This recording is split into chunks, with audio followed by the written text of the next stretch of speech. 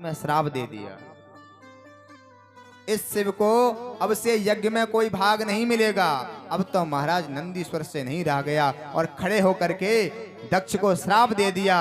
अरे दक्ष, जब से तुम आए हो मैं कर रहे हो, तुम्हारा भी सर बकरे का लग जाएगा। तो दक्ष के पक्ष में भृगु महाराज खड़े हो गए और बोल पड़े, ए नंदी, ससुर और दामाद के बीच में तू कैसे बोला? मैं भी श्राप देता हूं, शिव जी के जितने भी गण हैं सब पाखंडी हो जाएंगे। तो उधर से फिर से श्राप दे दिया शिव जी के गणों ने, ए बाबा, तेरे जैसे ब्राह्मण चाटुकार भिखमंगे हो जाएं। शिव जी को लगा ये तो स्वागत समारोह था, यहाँ पर तो सापा सापी होने लगी। तो बोले सब अपने ही कारण हो रहा, चलो अपने राम यहाँ से चलते हैं। हमारे शिव जी तो वैसे भी भोले वाले हैं कि डमरू वाले भोले जी, ओ डमरू वाले भोले जी सरकार के आगे, चल मांग ले वरदान शिव दातार के आगे, चल मांग ले वरदान शिव दातार के आगे। डमरू वाले भोले जी सरकार के आगे, ओ डमरू वाले भोले जी सरकार के आगे, चल मांग ले वरदान शिव दातार के आगे, चल मांग ले वरदान शिव दातार के आगे। और शिव जी की पूजा किस किसने की है? राम ने रामेश्वर जाके करी शंकर की पूजा है। राम ने रामेश्वर जाके करी शंकर की पूजा है। जगत में शिव जी से बढ़कर नहीं कोई देव दूजा है। जगत में शिव जी से बढ़कर नहीं कोई देव दूजा है। राम ने रामेश्वर जाके करी शंकर की पूजा है। राम ने रामेश्वर जाके करी शंकर की पूजा है। जगत में शिव जी से बढ़कर नहीं कोई देव दूजा है। जगत में शंकर से बढ़कर नहीं कोई देव दूजा है। देते हैं वरदान भोले अब के और तब के, देते हैं वरदान भोले अब के और तब के। देते हैं वरदान भोले अब के और तब के। देते हैं वरदान भोले अब के और तब के। मांग ले वरदान शिव दातार के आगे। वो चल मांग ले वरदान शिव दातार के आगे। जय हो।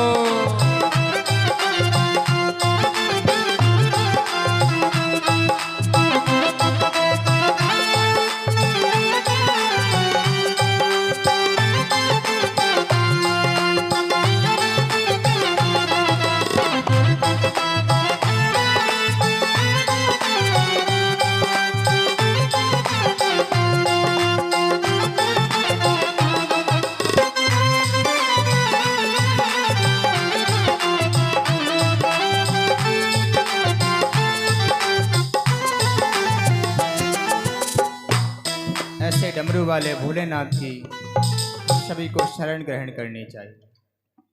भोलेनाथ जाकर के विराजमान हो गए और सती से इस बात की चर्चा नहीं करी। और आज का कोई व्यक्ति होता तो सबसे पहले अपनी पत्नी को जाके सौ सुनाता कि तुम्हारे पिताजी ने हमारा अपमान कर दिया, पर भोले बाबा ने कुछ भी नहीं कहा। अब तो महाराज दक्ष का क्रोध बढ़ता ही जाए। अब यज्ञ कौन करे, कौन शिव जी से बैर मोल ले। तो आज दक्ष ने बड़ा विशाल यज्ञ का आयोजन किया है कनखल में। सभी देवताओं को निमंत्रण दिया और कहा सबको आना है, पर आना कैसे है? कैलाश के ऊपर से आना है। शिव जी को कोई निमंत्रण नहीं दिया। यज्ञ के नियत समय पर सभी देवांगनाएं अपने देवों के साथ विमान में सवार होकर के कैलाश से निकल पड़ी। सती जी ने पूछा कहाँ जा रही हो बहन? तो कहने लगे तुम्हें नहीं पता क्या, तुम्हारे पिताजी ने बड़ा भव्य यज्ञ का आयोजन किया है। जैसे ये सुना तो शिव जी के पास में आए और कहने लगी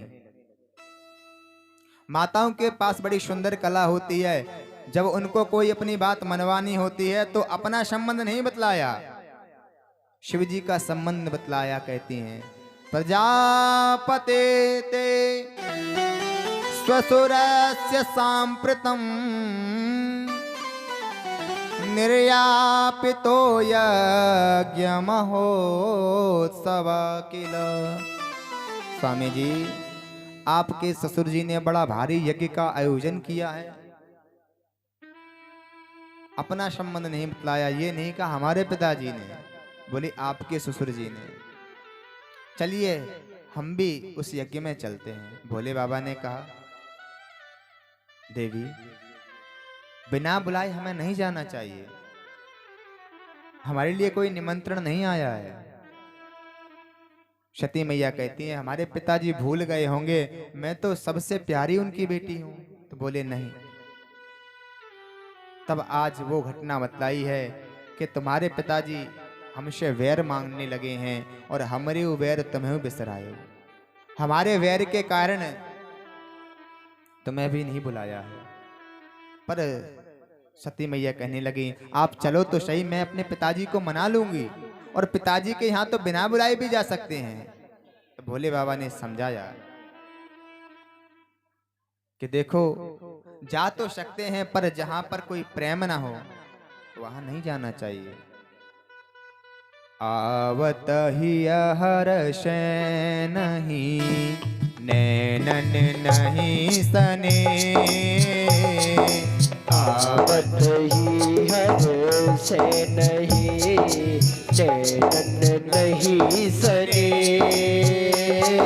तुलसी तान जाए ये कंचन बरसे, श्री राधे कंचन बरसे।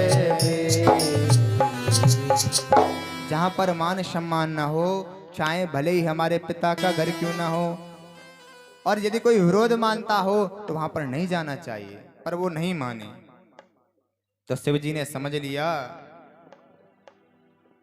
कि अब तो जो भगवान की इच्छा है वही होगा। भांति अनेक संभ समझावा, भावी बस न ज्ञान और आवा। और जिद करके गई तो भगवान शिव जी ने भी अपने गण भेज दिए। तो महाराज जैसे ही वहां पहुंचे हैं, कोई प्रेम से उनसे बात भी नहीं करना चाहता है।